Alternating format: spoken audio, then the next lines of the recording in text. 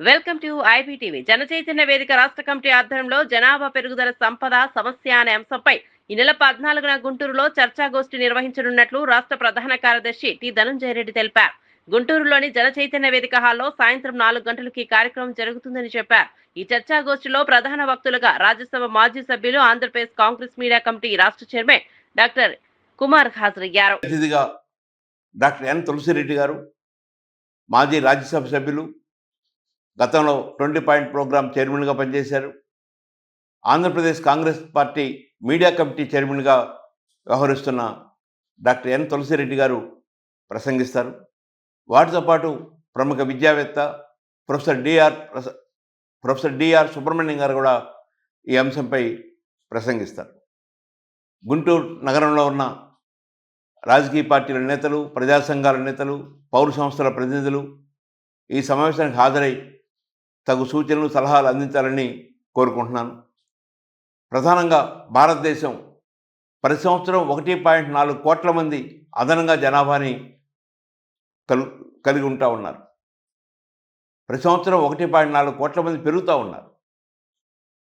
ఈ జనాభా ప్రపంచవ్యాప్తంగా మనం పరిశీలిస్తే 1.4 కోట్ల జనాభా లోపున్న దేశాలు దాదాపు 115 దేశాలు ఉన్నాయి. అంటే ప్రతి సంవత్సరం ఒక దేశాన్ని అదనంగా కలుపుకుంటూ ఉన్న పరిస్థితి.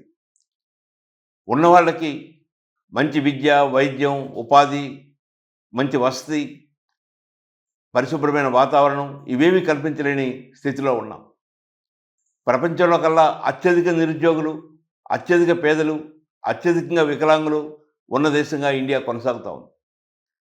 వీటన్నిటికీ ప్రధాన కారణం ప్రపంచ భూభాగంలో మన భూభాగం కేవలం 2.4% మాత్రమే. కానీ ప్రపంచ జనాభాలో 18% జనాభా కలిగి ఉన్నాం. తక్కువ భూమి, ఎక్కువ మంది ప్రజలు. ఈ భూమిపై ప్రజల భారం గణనీయంగా పెరుగుతూ ఉంది.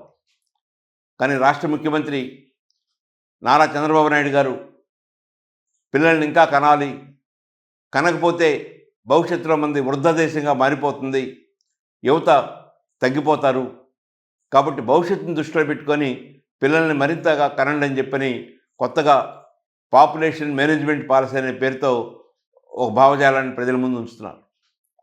కానీ ఇది పూర్తిగా సమాజాన్ని నష్టపరిచే చర్య.